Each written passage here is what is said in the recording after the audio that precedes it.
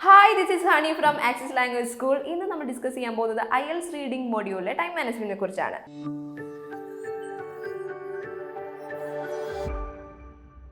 IELTS റീഡിംഗിൽ നമ്മൾ first ശ്രദ്ധിക്കേണ്ട കാര്യം ടൈം മാനേജ്മെന്റ് ആണ്. ടൈം മാനേജ്മെന്റ് ഉണ്ടെങ്കിൽ മാത്രമേ നമുക്ക് ഈ 14 ക്വസ്റ്റ്യൻസിന് ആൻസർ ചെയ്യാൻ പറ്റുകയുള്ളൂ.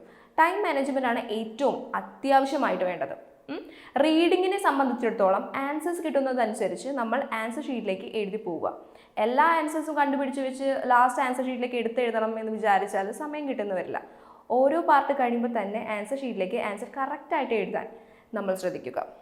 മിക്ക ആളുകളും പറയും ഒരു കംപ്ലൈൻ്റ് ആണ്, IELTS റീഡിങ്ങിൽ എനിക്ക് സമയം തികഞ്ഞില്ല, നെക്സ്റ്റ് പാർട്ടിൻ്റെ കുറച്ച് ആൻസേഴ്സ് എഴുതാൻ പറ്റിയില്ല എന്നൊക്കെയുള്ളത്. ഓക്കെ, നമ്മൾ തന്നെ കൃത്യമായിട്ട് ടൈം മാനേജ് ചെയ്ത് കഴിഞ്ഞാൽ നമുക്ക് കൃത്യമായിട്ട് എല്ലാ ക്വസ്റ്റ്യൻസിനും ആൻസർ എഴുതാൻ കഴിയും. അതുകൂടാതെ ഒന്ന് ചെക്ക് ചെയ്യാനുള്ള ടൈമും ഈ 1 അവറിലുണ്ട്. കമ്പാരിറ്റീവ്ലി റീഡിങ്ങിൽ ഫസ്റ്റ് പാസേജ് കുറേ കൂടി ഈസിയും ലാസ്റ്റ് പാസേജ് കുറച്ച് ടഫുമാവും. അങ്ങനെ ആവാനാണ് സാധ്യത കൂടുതൽ. അപ്പോൾ അതുകൊണ്ട് തന്നെ ഫസ്റ്റ് പാസേജിന് നമ്മൾ കുറച്ച് സമയം എടുക്കുക. എല്ലാവരും പറയുന്ന ഒരു കാര്യം എന്തെന്നാൽ 3 പാർട്സ് ആയിരിക്കും. പാർട്ട് 1, പാർട്ട് 2, പാർട്ട് 3 അങ്ങനെ 3 പാർട്ടിൽ 40 ക്വസ്റ്റ്യൻസ് ആണ് നമുക്ക് ഉള്ളത്. ഓരോ പാർട്ടിലും 20 മിനിറ്റ്സ് വെച്ച് നമ്മൾ ഡിവൈഡ് ചെയ്യാനാണ് എല്ലാവരും പറയുക. ഓക്കെ, 20 മിനിറ്റ്സ് വെച്ച് എടുത്താൽ 1 അവറിനുള്ളിൽ നമുക്ക് എഴുതാൻ പറ്റുമെന്ന് എല്ലാവരും പറയും. പക്ഷേ ഫസ്റ്റ് പാർട്ടിൽ കുറച്ച് ടൈമും ഒരു 15 മിനിറ്റ്സ് ഒക്കെ എടുക്കുക. സെക്കൻഡ് പാർട്ടിൽ 20 മിനിറ്റ്സ് എടുക്കുക. തേർഡ് പാർട്ടിൽ എക്സ്ട്രാ കിട്ടുന്ന 25 മിനിറ്റ്സും കൂടി എടുത്ത് എഴുതാം. കാരണം എന്തെന്ന് വെച്ചാൽ ലാസ്റ്റ് പാസേജ് കമ്പാരിറ്റീവ്ലി കുറച്ചുകൂടി ടഫായിരിക്കും. സെക്കൻഡ് കാര്യം എന്നാൽ ഒരുപാട് സമയം ഒരു ക്വസ്റ്റ്യന് വേണ്ടി സമയം കളയാതിരിക്കുക. Don't spend too much time on a single question. ഇപ്പോൾ ഒരു ക്വസ്റ്റ്യൻ നിങ്ങൾക്ക് ആൻസർ കിട്ടിയില്ല, ബട്ട് അത് എവിടെയോ ഉണ്ടെന്ന് അറിയാം. പക്ഷേ ആൻസർ കറക്റ്റായിട്ട് ഏതൊന്നും കിട്ടുന്നില്ലെങ്കിലൊക്കെ അങ്ങനത്തെ ഒരു സിറ്റുവേഷൻ വന്നാൽ പോലും നമ്മളത് മാറ്റി വയ്ക്കുക. എന്നിട്ട് ബാക്കിയുള്ള ബാക്കിയുള്ള ക്വസ്റ്റ്യൻസൊക്കെ നമ്മൾ ആൻസർ എഴുതിയിട്ട് അവസാനം കിട്ടുന്ന ടൈമിൽ കുറച്ച് ടൈം കിട്ടുമല്ലോ, അതിൽ നമ്മൾ ആ കിട്ടാത്ത ആൻസർ കണ്ടുപിടിച്ച് എഴുതാം. തേർഡായി പറയുന്ന ടിപ്പാണ് എല്ലാ ക്വസ്റ്റ്യനും നമ്മൾ ആൻസർ എഴുതുക. ഒരു ക്വസ്റ്റ്യൻ ലീവ് ചെയ്യാതിരിക്കുക. കാരണം ഇതൊരു നെഗറ്റീവ് മാർക്ക് എന്ന് പറഞ്ഞ സംഭവം ഇതിലില്ല. തെറ്റിയാലും നെഗറ്റീവ് ഒന്നുമില്ല.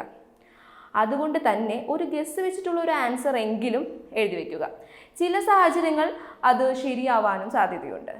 പിന്നെ കുറേ പേര് ചെയ്ത് കണ്ടത് എന്താ വെച്ചാൽ ഫസ്റ്റ് പാസേജ് കംപ്ലീറ്റ് വായിക്കും, അതിനുശേഷം ക്വസ്റ്റ്യൻസ് വായിക്കും. ഓക്കെ, അങ്ങനെ ഒരു പാറ്റേൺ ആണ് ഒരുപാട് പേര് ചെയ്തു വരുന്നത്.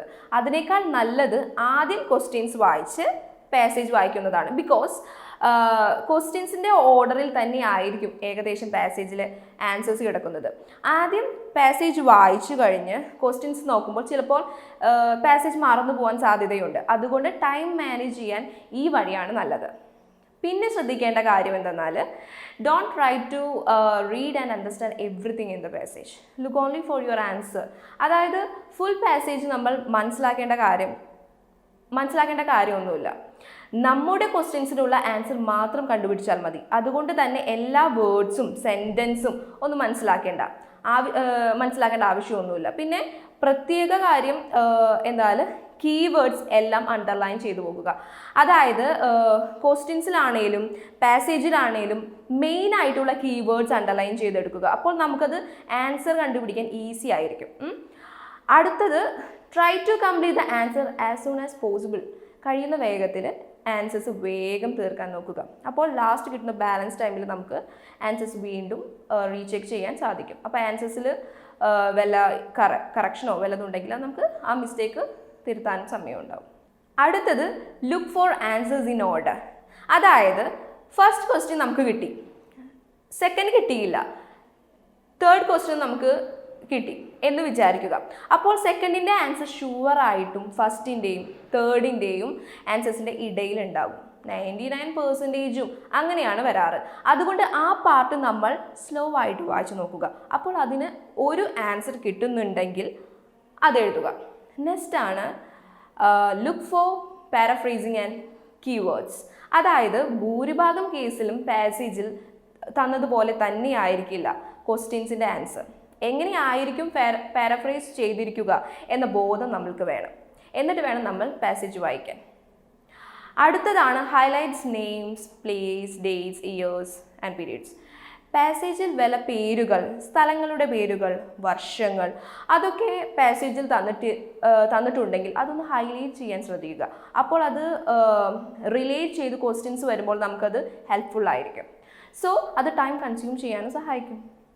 ഇത് പേപ്പർ ബേസ്ഡ് എക്സാം ആണെങ്കിൽ മാത്രമേ നമുക്കിത് യൂസ് ചെയ്യാൻ പറ്റുള്ളൂ. കമ്പ്യൂട്ടർ ബേസ്ഡ് എക്സാം ആണെന്ന് നിങ്ങൾ ചെയ്യുന്നതെങ്കിൽ അതിലൊരു ഓപ്ഷൻ തന്നിട്ടുണ്ടാവും ഹൈലൈറ്റ് അണ്ടർലൈൻ എന്ന് പറഞ്ഞ ഓപ്ഷൻ അവിടെ ഉണ്ടാകും. അത് ക്ലിക്ക് ചെയ്താൽ നമ്മുടെ കീവേഡ് ഹൈലൈറ്റ് ആകും. അപ്പോൾ നമ്മൾ എക്സാമിന് പോകുന്നതിന് മുമ്പ് നല്ല കോൺഫിഡൻ്റ് ആയി എങ്ങനെയാണ് ചെയ്യേണ്ടതെന്നൊക്കെ ഒരു സ്ട്രാറ്റജി ഉണ്ടാകണം. സ്ട്രാറ്റജി ഇല്ലെങ്കിൽ നമ്മൾ അത് ഉണ്ടാക്കിയെടുക്കുക. അത് നമുക്ക് നല്ലൊരു ഹെൽപ്ഫുൾ ആയിരിക്കും. അപ്പോൾ നമ്മുടെ ഇന്നത്തെ വീഡിയോ ഇവിടെ അവസാനിക്കുകയാണ്. ഇന്ന് നമ്മൾ പറഞ്ഞത് IELTS റീഡിങ്ങിൻ്റെ ടൈം മാനേജ്മെൻറ്റിനെ കുറിച്ചാണ്. ഇനി അടുത്തൊരു ദിവസം നല്ലൊരു ഇൻഫോർമേറ്റീവ് വീഡിയോയുമായി കാണാം. Thank you.